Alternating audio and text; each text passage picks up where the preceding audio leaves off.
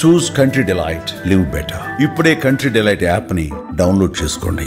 వనస్థలిపురంలో ఓ దారుణ ఘటన జరిగింది. ఆలస్యంగా వెలుగులోకి వచ్చినటువంటి ఈ ఘటనలో ఒక అమ్మాయి బీఈడీ చదువుతున్న అమ్మాయి అనుమానాస్పదంగా ఆత్మహత్యకు ప్రయత్నించింది. తానిప్పుడు హాస్పిటల్లో చికిత్స తీసుకుంటోంది. అసలు ఏం జరిగింది, ఎందుకు ఆమెకి ఈ పరిస్థితి వచ్చింది, తన సిస్టరు వాళ్ళ పేరెంట్స్ లైవ్ కాల్లో ఉన్నారు. ఒకసారి వాళ్ళతో మాట్లాడదాం. నమస్తే అండి. నమస్తే అండి. ఏం జరిగింది? మీ సిస్టర్కు అనుమానాస్పదమైనటువంటి పరిస్థితుల్లో ఆమె సూసైడ్ అటెంప్ట్ చేశారని చెప్పేసి మీ ఫాదరు పోలీస్ స్టేషన్లో కంప్లైంట్ ఇచ్చారు. ఎఫ్ఐఆర్ కూడా నమోదయ్యింది. అసలు ఏం జరిగింది? మీ సిస్టర్కు బీఈడీ చదువుకునే అంత అమ్మాయికి మంచిగా అసలు ఆమెకి ఏం అవసరం వచ్చింది? సూసైడ్ చేసుకోవాల్సినంత అవసరం ఏమొచ్చింది ఆమెకు? అలాంటి ప్రయత్నం చేయాల్సినటువంటి పరిస్థితి ఏంటి అసలు? మా ఇంటికాడ 3 నెలల నుంచి ఉంటుంది. ఎప్పుడు బాధపడేంత స్థితిలో అయితే ఎప్పుడు లేదు. అలాంటిది సడన్ గా నాకు కాల్ వచ్చింది. ఇట్లా మా కింద వాళ్ళు ఫోన్ చేసి చెప్పారు, మీ చెల్లి సూసైడ్ చేసుకున్నారో ఏమైందో తెలీదు, హాస్పిటల్కి ఒక అబ్బాయి వచ్చి తీసుకెళ్తుండు, మీరు త్వరగా రండి అని నాకు కాల్ చేశారు. వెళ్లి లోపే ఆ అబ్బాయి ఆటోలో ఒళ్ళో కూర్చొని తీసుకెళ్లిపోతుంటే నేను ఆటో ఆపి నేను మా చెల్లిని తీసుకుని ఆ అబ్బాయి ముందు కూర్చున్నాడు. అప్పటికి నేను ఆ అబ్బాయిని అడుగుతుంటే ఆ అబ్బాయి సమాధానం ఇవ్వట్లేదు. హాస్పిటల్కి వెళ్ళగానే నాకు ఎందుకో అనుమానం వచ్చి ఫోన్ లాక్కుంటుంటే డాక్టర్ పిలుస్తున్నట్టు తిరగగానే ఒక్క నిమిషంలో మాయమైపోయిండు. అనుమానంగా ఉంది. ఆయనే చేసిండేమో, ఆయన ఏం చేసిండో మాకు అర్థం కావట్లేదు. అసలు అతను ఎవరు, ఎందుకు వచ్చాడు అక్కడకు? అది మాకు తెలియదు కదా. అంటే మీ సిస్టర్ వేరే ఉంటారా, మీతో ఉండరా? మాతోనే ఉంటారు, మేము ఉండం ఇంట్లో. నేను టీచర్ ని, మా సార్ బ్యాంక్ లో వర్క్ చేస్తారు. మేము మార్నింగ్ వెళ్ళిపోతాం. ఓకే. మా సిస్టర్ 1 అవర్ బ్యాక్ కాల్ చేశారు, నేను కాలేజ్ కి వెళ్తున్నా, డెజర్టేషన్ ఉంది, ప్లానింగ్ చెప్తామన్నారని నాకు చెప్పారు. 1 అవర్ బ్యాక్ చెప్పిన 1 అవర్ కి నాకు ఇట్లా కాల్ వచ్చింది. మమ్మీ డాడీ మీతో ఉండరు, వేరే చోట ఉంటారు? మేము హైదరాబాద్ లో ఉంటున్నాం 2 ఇయర్స్ నుంచి. Okay okay. అంటే ఎప్పుడు ఏదన్నా బాధపడుతున్నట్టు గానీ, లేదంటే ఎవరి గురించి అన్నా చెప్పడం గానీ, ఎవరన్నా తన్ని హెరాస్ చేస్తున్నారని అట్లా ఏం చెప్పలేదు? ఎప్పుడు లేదు. చాలా సంతోషంగా మా పాపతో ఆడుకుంటది. సాయంత్రం మేము రాగానే నేను ట్యూషన్ చెప్పేటప్పుడు మా పాపతోనే ఉంటది. తనే మొత్తం హెల్ప్ చేస్తా ఉంటది నాకు. నాకు ఓపిక ఉండదు అని అసలు ఎప్పుడు మాకు అట్లా కనబడదు. బయటికి వెళ్తా ఉంటాము, అది కావాలి ఇది కావాలని అన్ని అడుగుతా ఉంటది. కానీ నాకు ఇలా ప్రాబ్లం ఉంది, ఇంత బాధపడడం, ఏడవడం ఎప్పుడు మా ఇంట్లో లేనే లేదు. అసలు అతను ఎవరు, మీ ఇంటికి వచ్చి ఎందుకు తీసుకెళ్తున్నాడు? అది మాకు అర్థం కావట్లేదు. తనే చేసిండేమో అని మా అనుమానం ఉంది. ఎందుకంటే మా చెల్లికి అంత ధైర్యం లేదు. కానీ ఫస్ట్ టైం వచ్చిన అట్లే అనిపిస్తుందా మీకు, లేకపోతే ఇంతకు ముందు ఏమన్నా అతను వచ్చి ఉండొచ్చా మీ ఇంటి వైపు? తెలీదు, మేము ఉండం కదా ఇంట్లో. పొద్దున వెళ్ళి సాయంత్రం వచ్చేవాళ్ళం. ఓకే. ఆ సీసీ కెమెరాలు అట్లా ఏమన్నా చూసారా? ఎప్పుడు మాకు కనబడలేదు. ఎప్పుడు మాకు కనబడలేదు. మా లైన్ లో సీసీ కెమెరాలు ఏం లేవు. బిల్డింగ్ లో గానీ ఏం లేవు. ఆ లైన్ లో కూడా ఎక్కడ లేదు. మరి పోలీసులకు రిపోర్ట్ ఇస్తే ఏమన్నారండి వాళ్ళు? మేము చూస్తాము, మేము చేస్తాము అంటున్నారు, కానీ ఇప్పటిదాకైతే ఏమీ చెయ్యలేదు. తనని పట్టుకోలేదు. 5 రోజులు అవుతుంది. మేము అడుగుతున్న ఎస్ఐకి కాల్ చేస్తూనే ఉన్నాము, మేము చేస్తాము అంటున్నారు, కానీ ఇప్పటిదాకా ఆ అబ్బాయిని పట్టుకోలేదు. ఒక్క నిమిషంలో పట్టుకోవచ్చు. మేము ఫోన్ నెంబర్ కూడా ఇచ్చాము ఆ అబ్బాయిది, మా చెల్లి దాంట్లో మొత్తం చేసి. ఓకే. తన ఫోన్ లో నంబర్ ఉంది? అయితే తన ఫోన్ లో నంబర్ ఉంది. నెంబర్ ఎక్కడుంది? స్నాప్ చాట్ ద్వారా ఆ అబ్బాయి సాయి అనే ఫ్రెండ్ అనే ఎవరో ఉంటే ఆయన దాంట్లో అవన్నీ వీడియోస్ ఉన్నాయి. వీడియోస్ చూసి మేము ఆ సాయి ద్వారా మొత్తం కనుక్కొని ఆ అబ్బాయి హాస్పిటల్కి వచ్చిండు, సాయి అనే అబ్బాయి ఆ రోజే. అప్పుడు మేము నెంబర్ తీసుకుంటే ఆ నంబరు ట్రాన్సాక్షన్ హిస్టరీస్ లో ఉన్నాయి ఫోన్ పే లో. ఈ సాయి ఎవరు? అక్కడ రసూల్ అనే అబ్బాయి ఫ్రెండ్ అంట. ఆ అబ్బాయి పేరు రసూల్. Okay okay. ఆ అబ్బాయి కూడా వచ్చాడు, అయితే సాయి కూడా వచ్చాడు అబ్బాయి వచ్చిండు. తర్వాత వచ్చిండు. మేమే కాల్ చేసాం. మా చెల్లి ఫోన్ నుంచి సాయి అని డీటెయిల్ ఉంటే మేమే కాల్ చేసాము. ఓకే. మరి అతనేం చెప్తున్నాడండి? ఎప్పటి నుంచి వీళ్ళిద్దరికి పరిచయం, అసలు ఎక్కడ పరిచయం, ఏమన్నా అడిగారా మరి మీరు ఈ సాయిని? అడిగాము. అడిగితే ఆయన ఏమన్నాడు, ఆ అబ్బాయి కంట అదేంటి యుఎస్ కి మొత్తం వచ్చేసింది, వెళ్ళిపోతున్నా అని చెప్పిండంట. వీసా వచ్చిందంట. వచ్చింది, మేము వెళ్ళిపోతాం. ఎల్బీ నగర్ మెట్రో స్టేషన్ దగ్గర గొడవ అయిందంట. ఎల్బీ నగర్ మెట్రో స్టేషన్ దగ్గర గొడవ అయిందంట. ఇలా బ్రేకప్ చేసుకుందాము, నాకు వీసా వచ్చింది, మన ఇద్దరికి సెట్ అవ్వదు అని ఏదో గొడవ చేసుకున్నారని సాయి అనే అబ్బాయి చెప్పిండు మాకు. ఎవరు? మీ సిస్టర్ ఈ రసూల్ అనే అబ్బాయి చేసుకున్నారు గొడవ?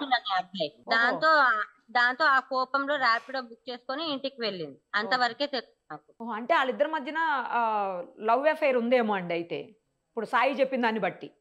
అవును. మీకు ఎప్పుడు ఏం అనుమానం రాలేదు? మీకు ఎప్పుడు ఏమి చెప్పలేదు? ఎప్పుడు అలా లేదు కూడా. అసలు మేము ఉన్నప్పుడు ఫోన్ ఎక్కువ ముట్టుకునేది కాదు.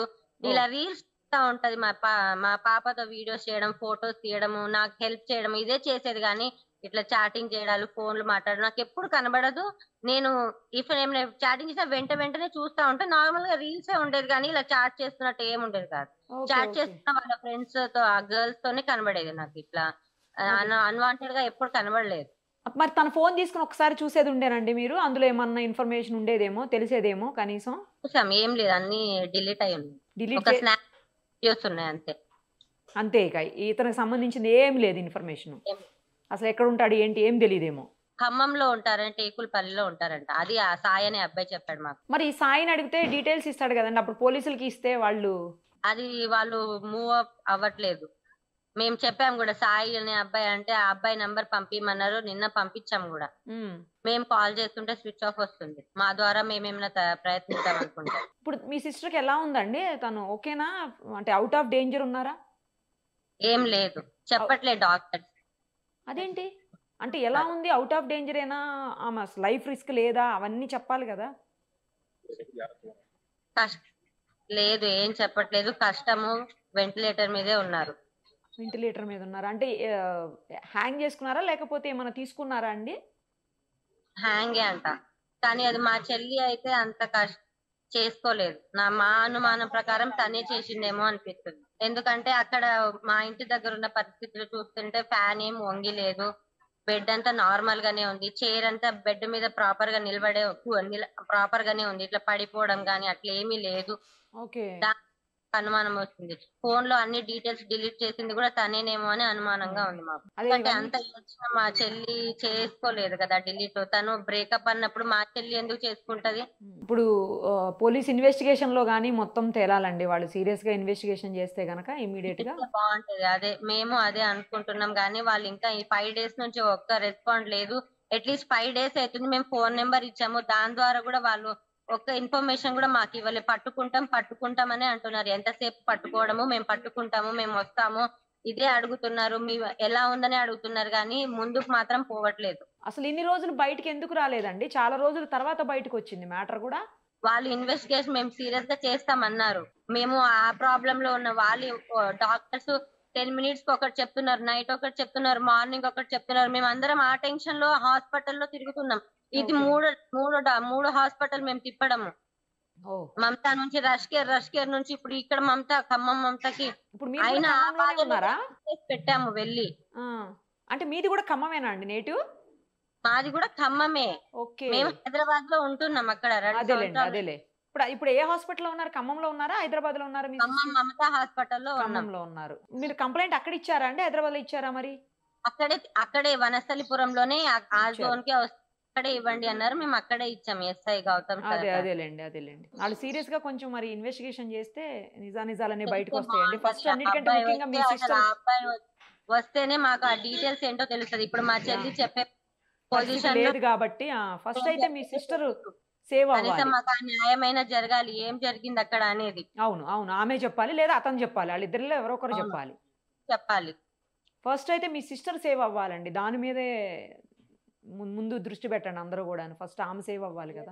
ఆప్షన్ లేదు, కష్టం అంటున్నారు డాక్టర్స్. బ్యాడ్ లక్ అండి. ఆమెకి త్వరగా కోలుకోవాలని లేదండి, లేదు, ఆప్షన్ లేదు. వాళ్ళు నేను ఫస్ట్ డే చెప్పినప్పుడే వాళ్ళు మాకు చెప్పేస్తేనే మేము మా పేరెంట్స్ కి కాల్ చేసాము. ముందు నుంచే చెప్తున్నారు వాళ్ళు. మేమే డబ్బులు పెడుతున్నాం, బతికిద్దేమో, ఛాన్స్ అని ఇస్తారేమో అని. అంతేగాని ముందు నుంచి చెప్పేశారు. అక్కడ మమతా డాక్టరే చెప్పేశాడు ఇంక ఎయిర్ పోవట్లేదు అని, ఆక్సిజన్. కనీసం ఆమె పరిస్థితికి కారణమైన వాళ్ళకి సరైన శిక్షణ పడితే ఆమె కొంచెం మనశ్శాంతి అన్న ఉంటుంది. మేము ఊరుకోము. అంత వయసు అంత అవసరం ఏం రాలే మా చెల్లికి. ఆయన ఎంత బాధ పెట్టుంటే మా చెల్లి ఆయన చేసిండో మరి ఎవరు చేశారో తెలియాలి కదా. అవును ఫస్ట్ ఏం జరిగిందనేది తెలియాలి కదా అసలు. తెలియదు కదా. అవునండి. రైట్ అండి. ఖచ్చితంగా మీకు న్యాయం జరగాలి. మీ సిస్టర్ ఏం జరిగిందనేది కనీసం ఫస్ట్ తెలియాలి అసలు. రైట్ అండి. Thank you so much. మళ్ళీ ఏమన్నా ఉంటే మీరు మమ్మల్ని కాంటాక్ట్ చేయండి, నంబర్ ఉంది కదా. థ్యాంక్ యూ అండి. సుమన్ టీవీలో మీ పర్సనల్ అండ్ బిజినెస్ ప్రమోషన్స్ కోసం కింది నెంబర్కి కాంటాక్ట్ చేయండి.